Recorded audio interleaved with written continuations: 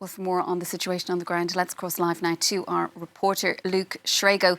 Luke, good to have you with us this morning. Firstly, tell us, what is the latest news coming from Soledar? Well, the situation on the ground in Soledar, it has to be said, is not particularly good. We have just heard President Volodymyr Zelensky saying that the Ukrainian forces are still holding out. This is in contradiction to what we may have heard from the leader of the Wagner mercenary outfit, Yevgeny Prigozhin. He claimed that Russian forces were in control of the town previously. However, the Kremlin itself has held off from declaring an outright victory. So it does seem very much that Ukrainians are still at least holding out as best they can, but they've been receiving what we've been seeing as these waves of attacks of stormtroopers attempting to flood their positions. Ukrainian authorities have been saying that the Russians have been crawling and climbing over the bodies of their own dead to try and attack Ukrainian positions.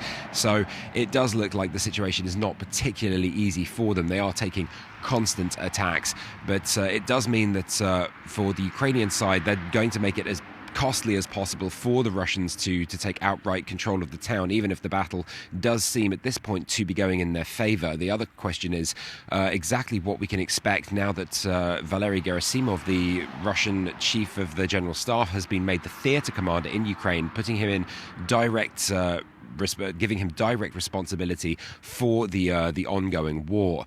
Now, as long as these attacks continue, what the Ukrainians are seeming to try to do, what they are after is to try and make it as costly as possible for the Russians to move forward. At least if they do take the town of Soledar, it seems highly likely that they will need some sort of rest to try and regroup their forces, to try and bring in further reinforcements to make any further attacks, and that will at least give the town of Bakhmut, a few kilometers to the south of Soledar, at least some breathing room to try and to dig in even further to make it yet even more costly for the Russians to move forward. It has to be said at this point that Russia is looking for a major PR victory after months and months of a total lack of any progress whatsoever.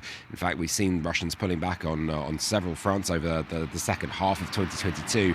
They're leading to massive amounts of criticism for Moscow and for Vladimir Putin, possibly leading to the reason for the reshuffle in terms of the army command. They need to show that to the Russian public that this war is proceeding according to plan, something that they haven't been able to do for quite some time now. Meanwhile, Luke, there's more evidence emerging seemingly of Russian aggression in formerly occupied zones in Ukraine. Tell us a little bit more about that, and what does that mean?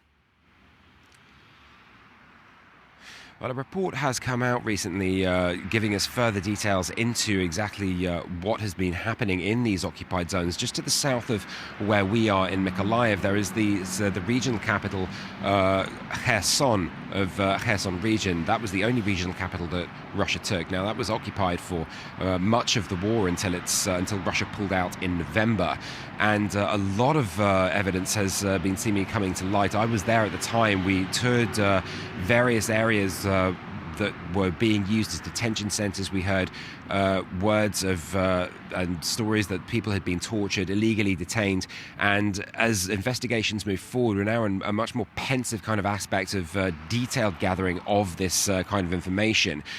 We've heard of 10 sites that have now been identified by the Ukrainian authorities across the Kherson area. In general, in Ukraine, we've had reports of 13,200 illegal detentions, with another 1,900 investigations of illegal detentions and ill treatment.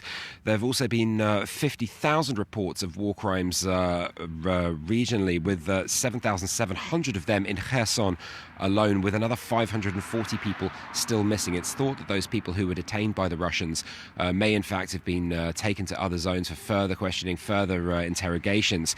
They've also found 80 bodies in terms of across Kherson who were found to have been killed either with gunshots or by artillery fire. Now, it also has to be said that there is another aspect to the investigation into these allegations of war crimes.